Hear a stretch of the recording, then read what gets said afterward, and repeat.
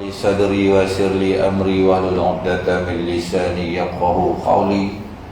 Qala subhanaka la ilma lana illa ma 'allamtana innaka antal alimul hakim.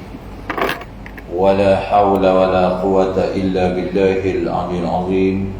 Rabbi yassir wa la tu'assir bi tamim ila bi khair. Allahumma faqqihna fid din wa 'allimna ta'wil ya rabbal alamin.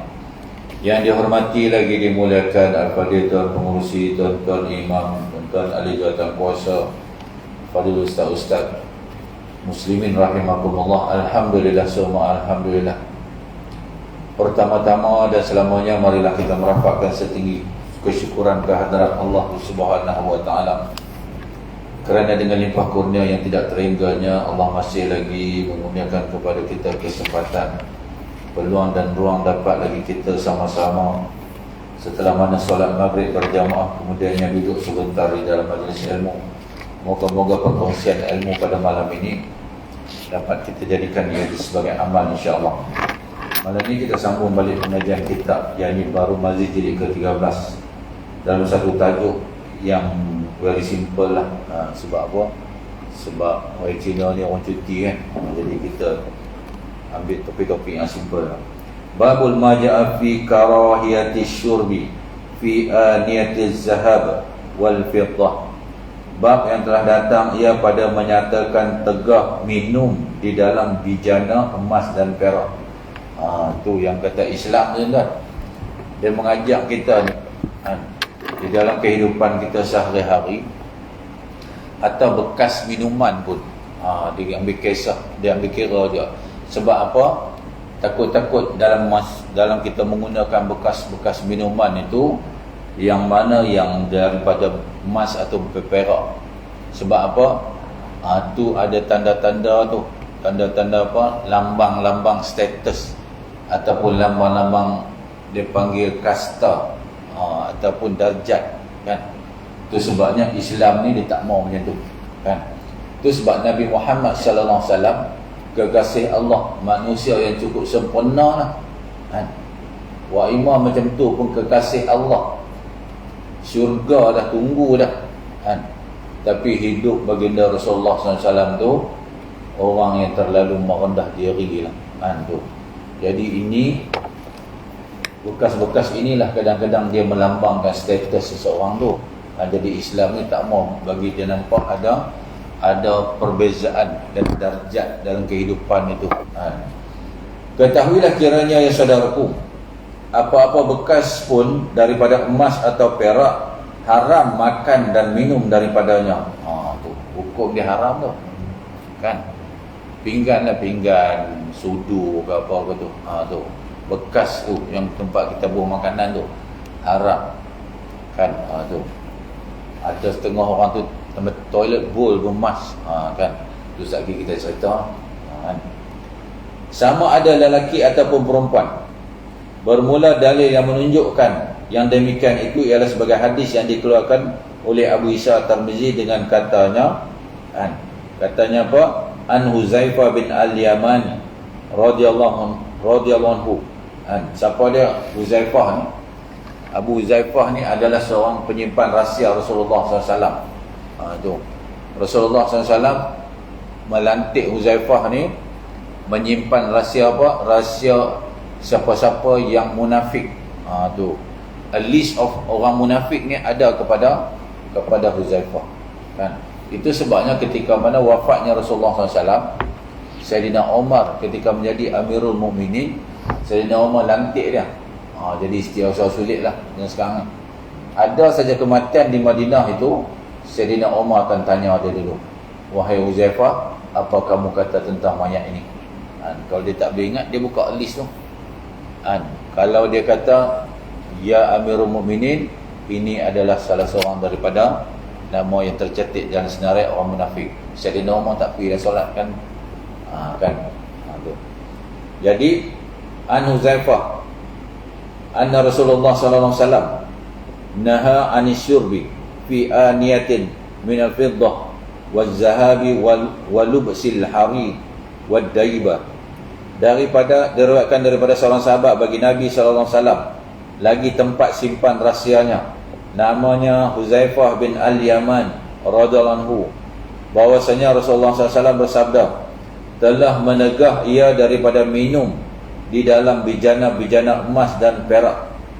Manakala ditegah Nabi minum di dalam bijana perak dan emas, maka makan di dalamnya lebih-lebih lagi ditegah, kerana lebih lama masa menggunakan bijana itu. Ditegah Nabi daripada memakai sutra halus dan sutra kasar tua. Itu untuk orang lelaki. Perhiasan emas dan perak ni hanya untuk wanita, kan, yang kita duk beli kat isteri kita tu.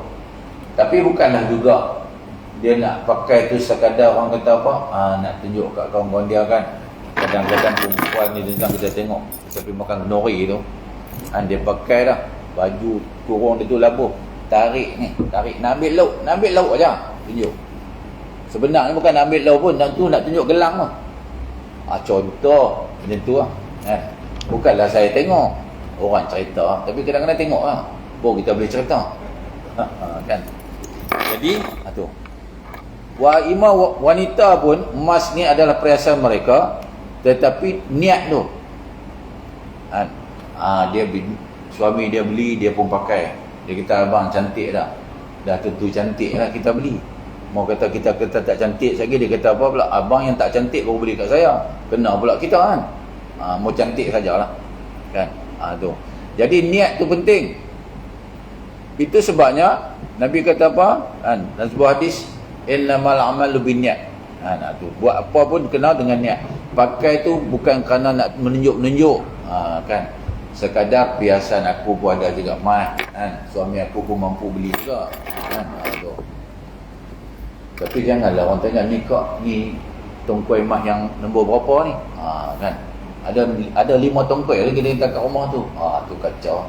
Tu sembang tu tak habis, kan. Tu. Maka Nabi kata apa? Haram. Tu. Atau gelas-gelas, ataupun bijana, ataupun tu piring ke, pinggan ke. Sebab kalau kita pakai pinggan tu, dia lebih lama lah.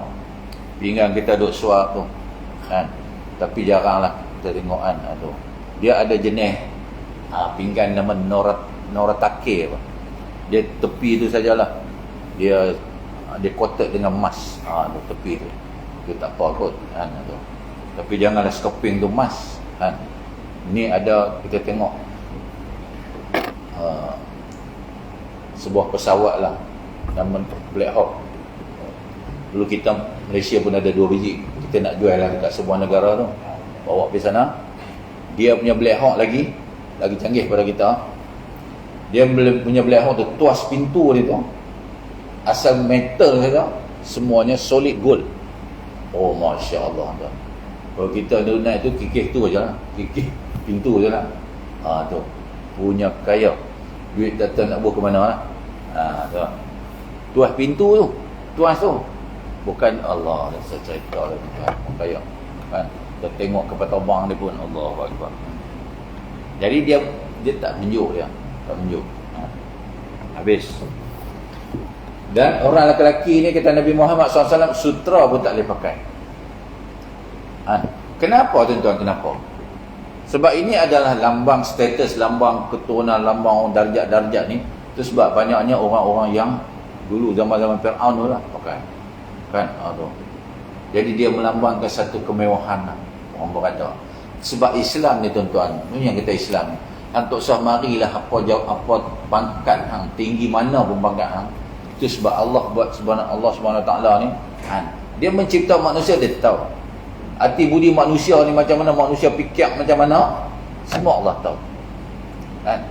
Jadi untuk nak bagi manusia ni supaya tunduk, supaya rasa sama aja, tak ada orang kata apa, ada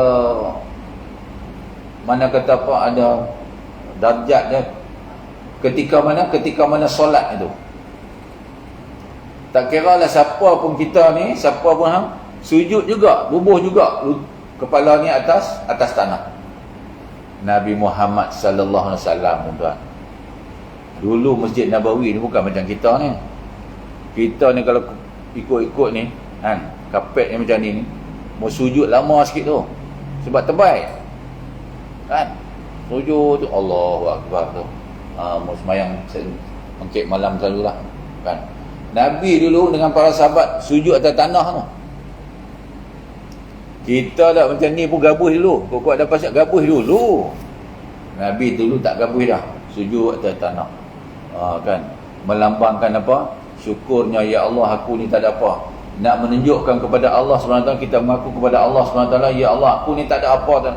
Pangkat apa semua tak ada, ya Allah, ni. Aku sujud ke hang ni, bubuh kepala aku yang aku rasa bagus kat ni, atas tanah tu. Kan. Itu melambangkan apa? Kita ni Allah humble. Rendah dirinya kita di hadapan Allah SWT. Kan. Maka sabdanya lagi, wa qala hiya lahum fid dunya wa lakum fil akhirah. Dan bersabda ia sallallahu alaihi wasallam, emas, perak dan sutera itu pakaian bagi orang-orang kafir itu di dalam dunia, sebagaimana adat mereka itu menggunakan dan memakainya. Dan bagi sekalian kamu, hai orang-orang mukmin, memakainya di dalam syurga di akhirat kelak. Tu tuan-tuan. Tu je ceritanya. Kan? Allah nak uji apa? Kita duit banyak. Setengah orang tu dah tahu dah. Ustaz tu dah bagi tahu tu, bagi tahu haram dah. Dia kata aku duit banyak, aku boleh beli apa? Aku suka aku. Pasal ikut suka aku tu yang berdosa no. Allah kata haram, dia kata tak apa kot.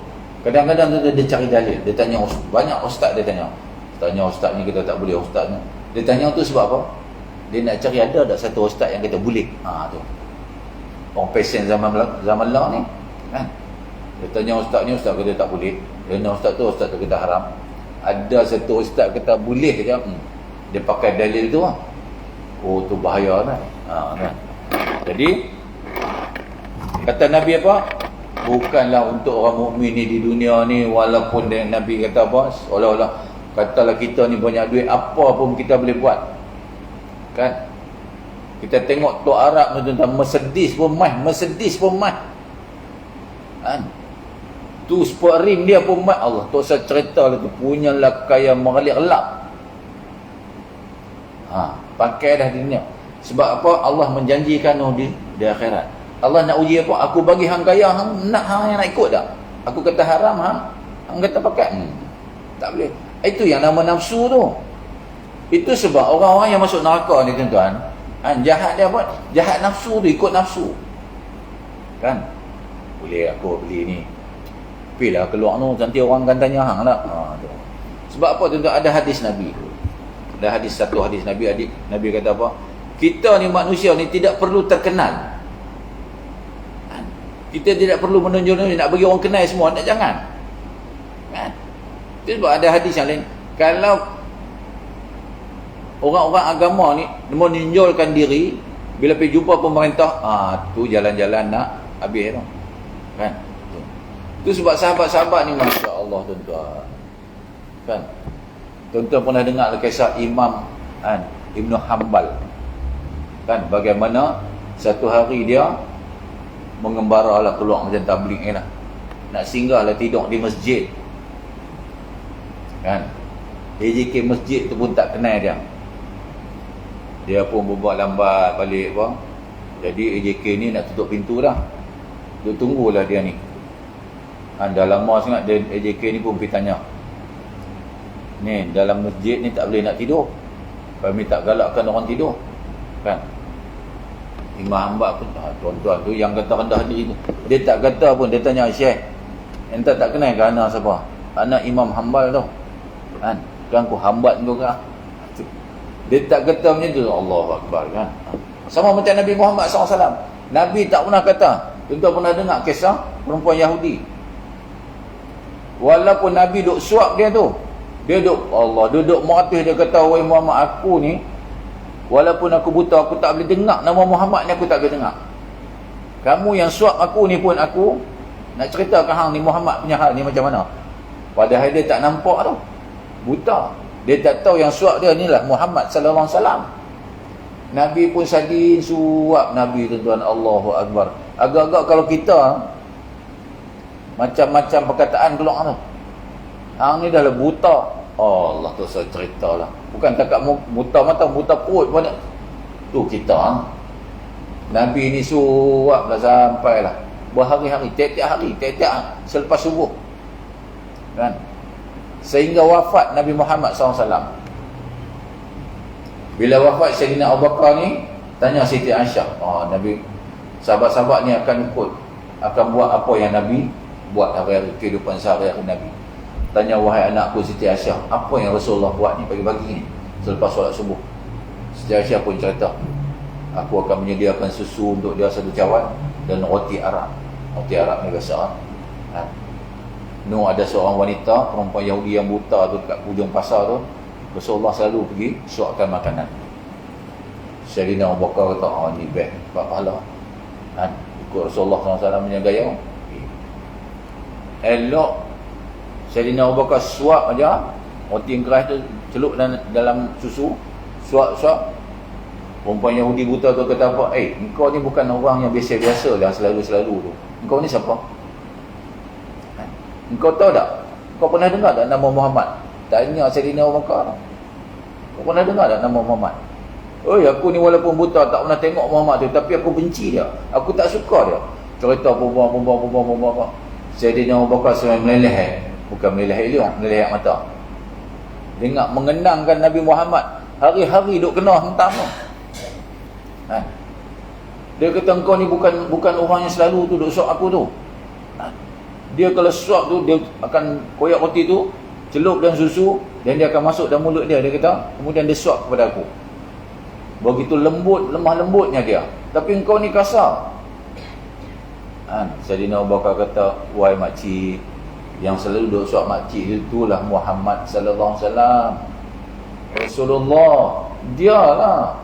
Sambil menangis Sayyidina Abu Bakar mengucap dia, asyhadu an la ilaha illallah wa asyhadu anna Muhammad Rasulullah. Masya-Allah.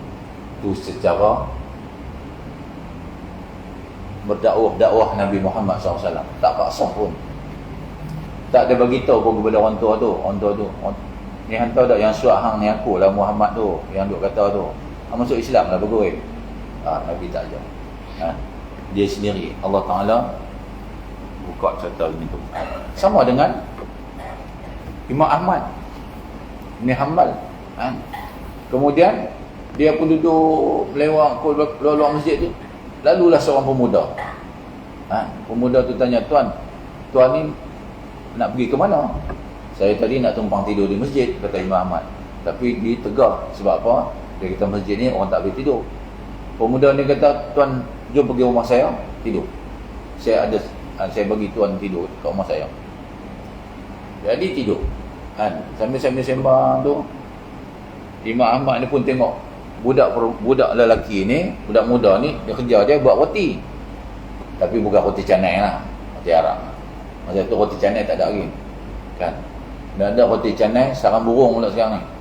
Allah, macam-macam orang Melayu ni pemakan ni. Imam Ahmad ni pun duk tengok dia duk uli tepung kan. Tu. Jadi Imam Ahmad pun sembang dia. Dia kata, dia tanya budak pemuda tu. Apa amalan kamu apa semua tu? Apa cita-cita kamu ni selain daripada ni? Untuk masa depan kamu.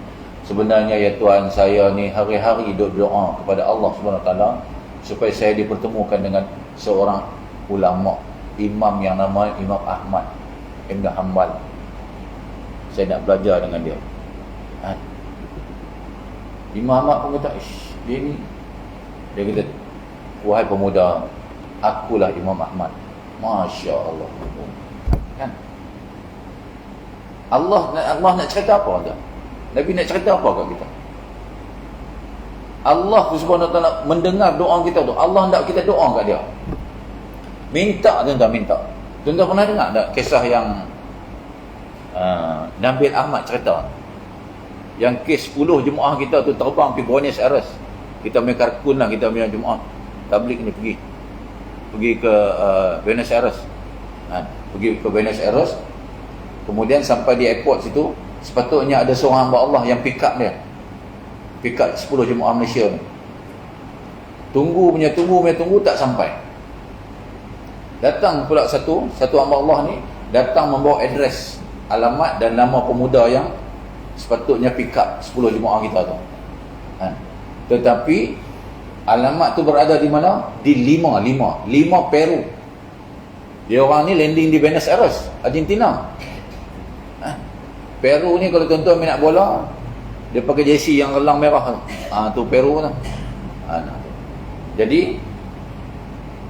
Amir Sahab lah ketua jemaah ni tanya, tuan ni siapa?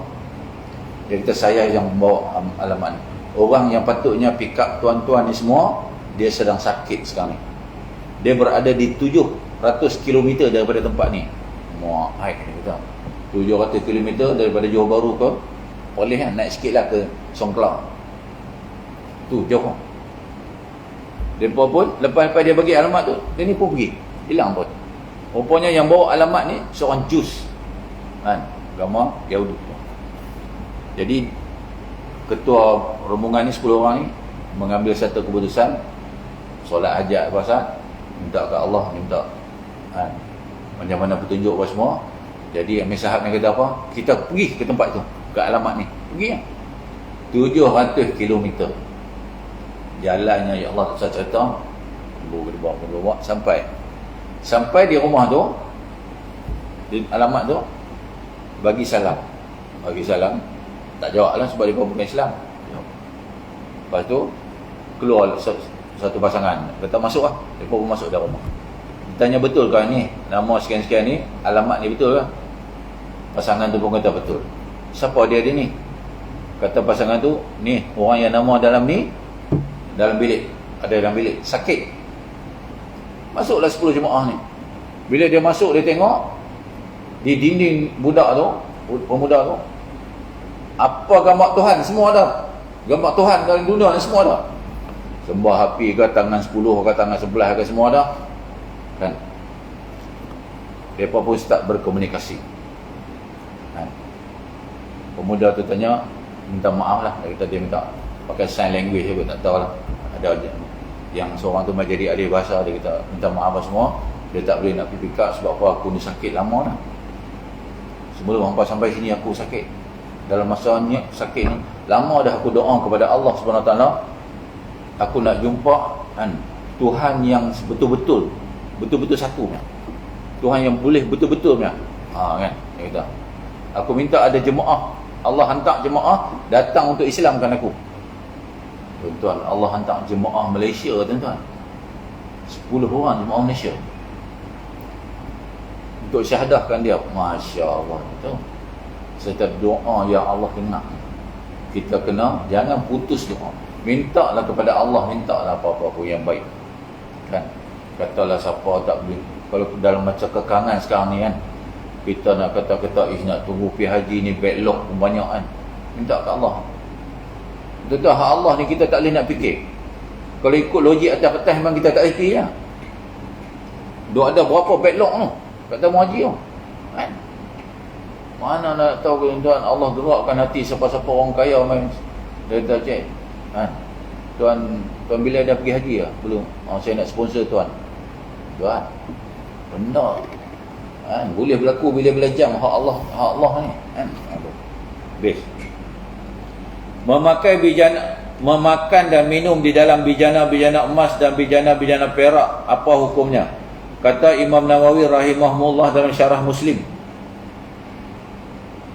dan telah ijma' sekalian orang Islam atas haram makan dan minum di dalam bijana-bijana emas dan bijana-bijana perak, sama ada atas lelaki ataupun perempuan.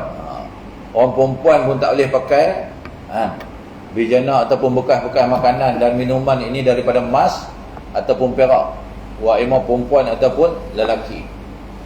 Dia tak kira lah hang kaya ke hang miskin ke, tak boleh, haram hukum dia kan. Habis. Sama ada atas lelaki atau atas perempuan, sama-sama haram belaka makan dan minum di dalamnya, di dalam bekasnya. Makan dan minum dalam bijana emas dan perak itu, tidakkah ada satu ulama mengharuskan? Tu yang kata Masya Allah. Dia tanya juga, boleh ke?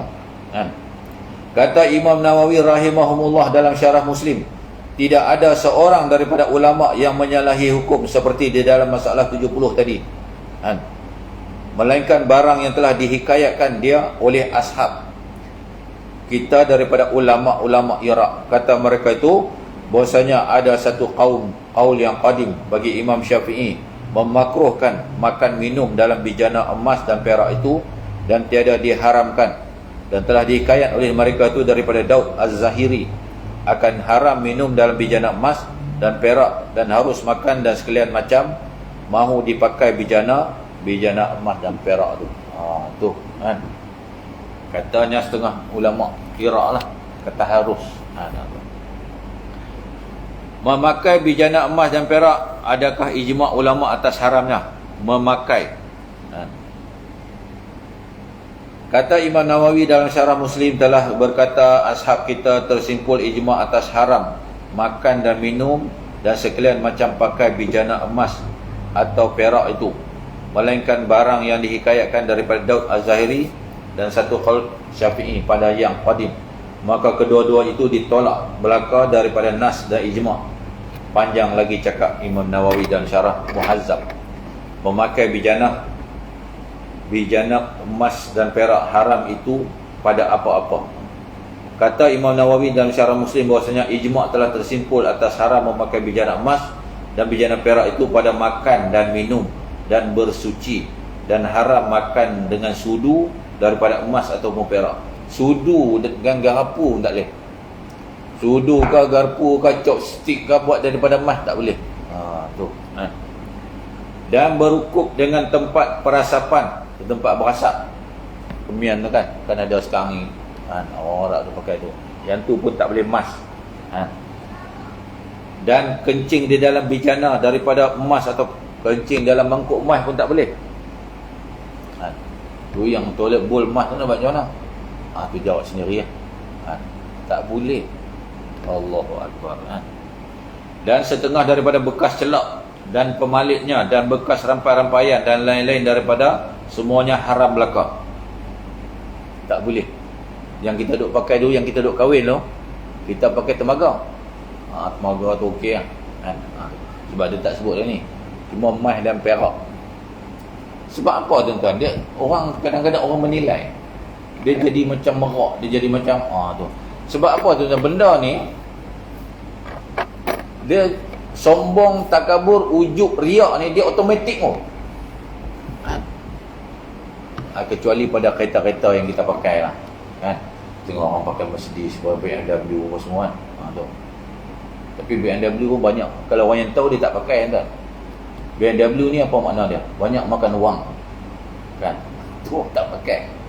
Kalau orang tahu dia tak pakai, banyak makan wang. Kan? Dia tak serendeh tak apa, dia serendeh kalau. Kan? Tu. Jadi yang kita pakai ni tembaga okey. Kan? Emas tak boleh. Sebab apa? Tuhan ni nak mengelak kita daripada apa rasa riak tu. Tengok aku ni, orang siram pun pakai emas. Ya Allah. Kan? Tu. Contoh macam Raja Sehari lah. Raja Sehari tu dengan keris kontot ni tu kan. Dia punya merak duk terpelamin tu. Makan peradak. Pakai tak makan pun, makan tu pun makanan. Yang makan siapa? Mentara siapa? Pengantin tak makan dah. Pengantin nak tunggu gelap lah. Kan? Nama apa Raja Sehari? Raja Sehari je, hutang 10 tahun. Hutang bank nak kahwin. Kita kadang-kadang Allahu Akbar. Habis. Memakai pakaian emas dan minyak dalam bekas emas, apa hukumnya? Tu. Minyak yang dalam bekas emas tu. Apa katanya? Kata Imam Nawawi dalam Syarah Muslim, memakai pakaian emas seperti gelang emas dan perak dan sebagainya itu sebab pohon harus bagi perempuan. Perempuan tak apalah. Dan tiada harus bagi lelaki. Lelaki jangan duk kata pakailah. Emas kan. Tu. Tapi setengah orang dah lah. Dulu adalah seorang tu pakai emas, rantai emas. Maka jikalau lelaki makainya tiada lain daripada kerana bermegah-megah, dengan kerana itu haram bagi lelaki. Tu dia tuan-tuan, dia automatik kan. Kita kalau pakai lebih sikit pada orang, contoh jam. Pakai patih pilik tu 100 berapa? 960,000 di tangannya. Kita pakai seko je. Kalau jam sekarang masuk pukul 8, patih pilik pukul 10 lah. Pukul 8 juga. Kan? Tapi sebab gaya tu, dia cakap pun tangan ni mesti tang sini kan. Nak tunjuk kan, dia akan jadi automatik. Syaitan ni pun duk tarik tangan kita aja. Nak ambil makanan, tarik baju tu. Dia godek-godek sikit. Pada pistriknya tu orang tak tengok. Tu orang tengok lah. Orang cincin emas, bangle lagi. Buta kare aja. Dosa saja. Orang kafir nak pakai, biar pergi lah. Orang Islam. Kita janganlah cari. Tuan-tuan, akhir-akhir zaman ni kalau boleh jangan cari dosa-dosa yang remeh-remeh ni kan. Dosa-dosa yang benda-benda yang boleh menggugurkan dosa kita. Bukan menggugurkan, mengurangkan dosa kita. Kita amalan banyak sebab kau habis sikit-sikit gugur, sikit-sikit sebab ada riak tu. Sebab apa Nabi kata Allahu Akbar. Kita duk pakai tu semua. Contoh macam aksiden baru ni, yang highlight tu aksiden bantai tu 4 beranak mati kan. Tu highlight driver dia siapa? Orang Melayu, dan keadaan mabuk, ada dadah belakang tu, buta dia kan. Orang Melayu hampir minum buat apa kan, kena tu. Kalau mati tu, mati dalam keadaan yang mabuk, kat mana tempat dia? Sempat ke mengucap dia? Mengucap pun tak terima dah kan. Allah tu akhir-akhir zaman ni tuan-tuan, kalau boleh carilah pahala banyak-banyak kan. Tu yang Nabi kata apa? Kita ni sebab apa dicipta akhir ni? Kita ni lah paling banyak sekali ujian. Ujian ni bukan sebab perang apa semua dah. Ni kalam-kalam yang keluar ni membuatkan kita ni jadi panas hati nak cakap benda yang bukan-bukan. Tu yang kata nafsu tu, kita kena tahan. Kalau ikut nafsu tu memang ramai orang buat salah depan kita ni, ramai. Jadi kita ni nak bagi puas hati, nak bagi pada muka aku, cakap macam-macam. Dia pun kena pula bala sikit, kita kata ambil pada mampu kan, dosa tu. Tu fitnah tu. Itulah ujian itu. Kita duk semayang elok dah, bang ngaji pun semua okey, dengan mulut lisan pun tak jaga. Mati tengok, kita kata ya aku okey, aku amalan banyak kot. Pergi tengok depan Allah, masuk habis, pahala habis. Tanya ke Allah, ya Allah pasal apa ni? Aku dulu kan, takkan kau tak tahu, aku dulu rajin semayang apa semua tu, mengaji Quran ni hari-hari. Allah kata memel lah mu kan, tapi mu tak jaga mulut, habis. Apa benda kita kan? Tu ujian dia kita ni, ujian kita kan. Tu adapun memakai minyak dan air mawar dalam bekas emas itu, maka berkata ashab kita Syafi'i, haram memakai air mawar dan minyak daripada bekas pemercik emas dan perak itu. Haram kita pakai. Kalau air mawar tu bos tu kan. Tapi Islam ni dia ada cara dia nak buat macam mana kan. Tu memakai air mawar atau sebagainya di dalam pemercik emas, bagaimana memperbuatnya jika pergi kepada orang, kemudian orang tu mahu memercikkan air mawar di dalam pemercik emasnya ke badan kita kan? Macam orang duk sambut tetamu kan. Selalu orang kahwin lah, kita pun datang kan, pihak lelaki pun sampai, dia pun pakai kan, onje minyak wangan, minyak mawar tu kan. Macam mana nak buat kan. Jadi kata Imam Nawawi, jikalau seorang kena bala mahu percik orang dengan minyak dalam pemercik perak dan emas, maka hendaklah biar dituangkannya di dalam tapak tangan kiri kamu, kemudian sapu oleh kamu ke tangan kanan, dan sapulah rata-rata badan. Tu bagi tahu ke dia, Syekh, anak sembuk aku kan, anak percik aku kan, buah kat tangan kiri, kita pun lemuk, kita pun buat yang tu lah kan. Patutnya kita buat yang tu lah. Tapi kita seronok orang sambut dengan kan, ayat mawak mah, kita pun jalan macam Perdana Menteri jalan tau, punya perasan tau. Contoh tu. Jadi makan dijamu orang di dalam bekas emas, apa macam dibuat? Kita pergi satu tempat yang grand ya, kita pula dia bagi satu apa satu meja VVIP ya, ahli surau mesti kenal tu, bagi tengok emas macam mana kan. Kita nak suruh dia tukar daripada buah nasi atas tu dengan si arak apa semua kan. Macam mana nak buat? Jikalau kena bala dengan makanan di dalam bekas emas atau perak, maka hendaklah engkau keluarkan makanan itu kepada bekas lain daripada keduanya dengan dipinta, atau kalau ada hadir bekas emas dan perak, maka jika tidak ada bekas lain, maka boleh kau taruh pemakan di atas roti jika boleh taruhkan. Tu kan, buat kat atas roti tu. Kalau tak ada polisterin ke apa tak ada kan. Lagi kita pakai polisterin, dia kata pula apa meleceh lah kau. Kan kacau lah. Jadi tak boleh, kita kena cari bekas lain. Makan dan minum di dalam bekas emas atau perak itu adakah menjadi haram makanan dan minuman itu? Makanan itu jadi haram tak? Bekas dia emas. Kata Imam Nawawi dalam Syarah Muslim, jikalau makan seorang daripada bekas emas ataupun perak atau minum daripadanya, nescaya berdosa ia dengan perbuatannya, tetapi tidaklah pula menjadi makanan dan minuman itu haram. Tu. Kalau dia buat tak kisah juga, berdosa lah dia. Dia menambah dosa. Tapi makanan tu ataupun minuman tu tak ada lah haram. Tak ada lah ayak sirap yang lebuh dalam tu. Jadi bir tak lah, tak ada macam tu. Kan? Cumanya bekas tu ajalah. Mengambil air semayang daripada bekas emas ataupun perak, adakah sah ia? Kata Imam Nawawi dalam Syarah Muslim, telah berkata Imam Syafi'i dan Al-Ashab, jikalau mengambil uduk seorang itu daripada bekas emas atau perak, atau mandi ia daripada mana-mana dua bekas itu, nescaya berdosa ia dengan sebab perbuatannya itu. Tu kan, mandi di gayung pun gayung emas ni kan, gayung pun tu berdosa kan.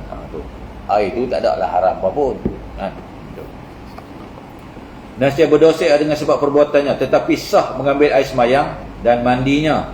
Inilah mazhab kita, dan dengan dia berkata Imam Malik dan Abu Hanifah dan ulama semuanya melainkan Daud.